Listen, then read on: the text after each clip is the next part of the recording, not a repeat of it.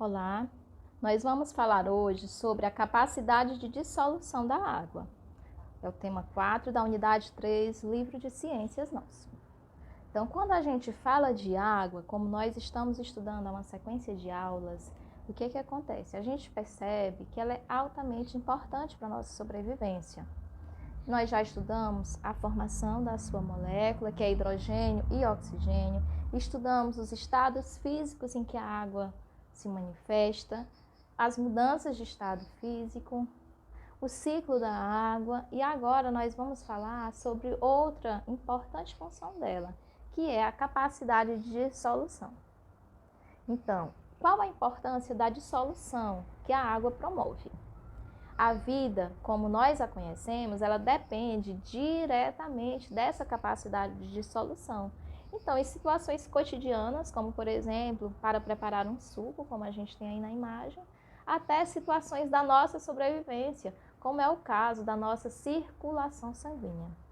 O nosso sangue, ele só existe da forma que ele é porque possui água para a formação dele, lá na formação do plasma, distribuição de nutrientes, tá? Então, a dissolução ela é altamente importante na nossa vida. E o que é a dissolução? É um processo que, ao misturar dois materiais ou mais, um material vai se dissolvendo no outro.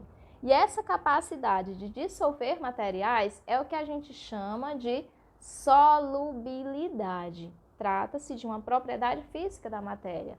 O que pode ser dissolvido, eu digo que é solúvel. O que não pode ser dissolvido, eu digo que é insolúvel, tá?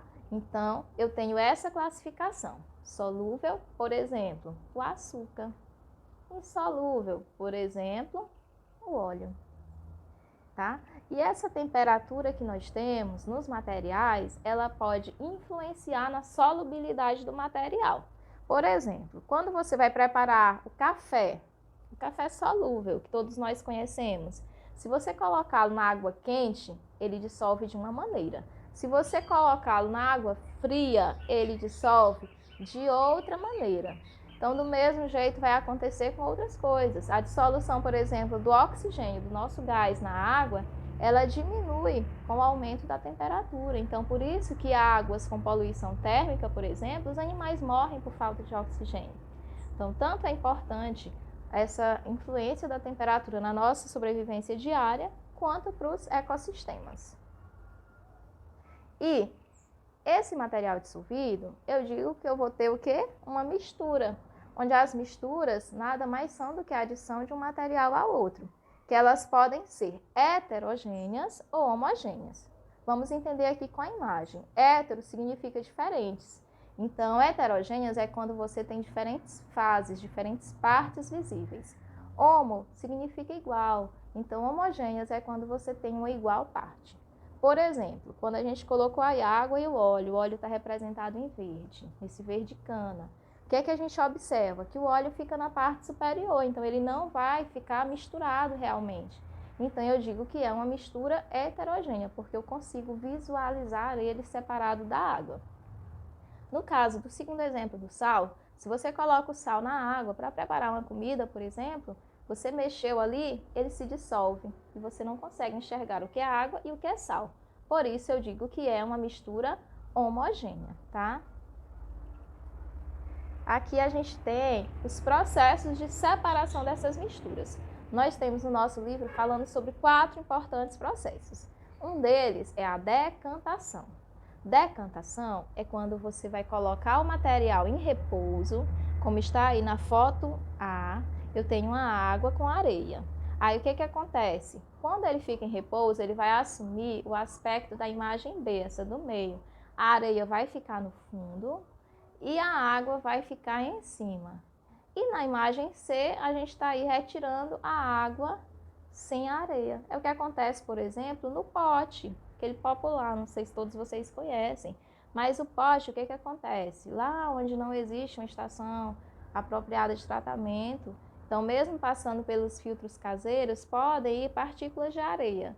E aí, essa areia vai ficando no fundo do pote, você pega a água da parte superior e ela está limpa. Essa é a decantação. A filtração, o nome já sugere, é a utilização dos filtros. Pode ser um filtro que a gente compra com as velas, separadinho, pode ser aquele filtro de torneira. Então, tem vários tipos de filtros, mas o que importa é que a filtração nada mais é do que a separação de material líquido e de material sólido. Até quando a gente vai coar o café, aquele coador, tanto filtro de papel quanto filtro de pano. Então, é uma técnica de filtração.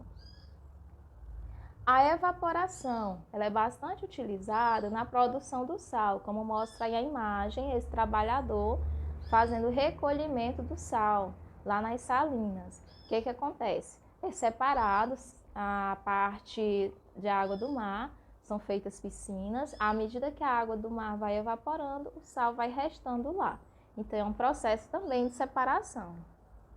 E a destilação, muito utilizada aí, a gente tem a imagem de um destilador para a produção, por exemplo, do etanol, esse álcool que a gente utiliza para abastecimento. Então, através de um aquecimento, de um grande aquecimento, a gente vai ter a separação de materiais. Aí a gente fecha esses 4 processos mais conhecidos de separação de misturas. E, mais uma vez, eu peço para vocês que se esforcem, se dediquem e estudem para fazer dar certo.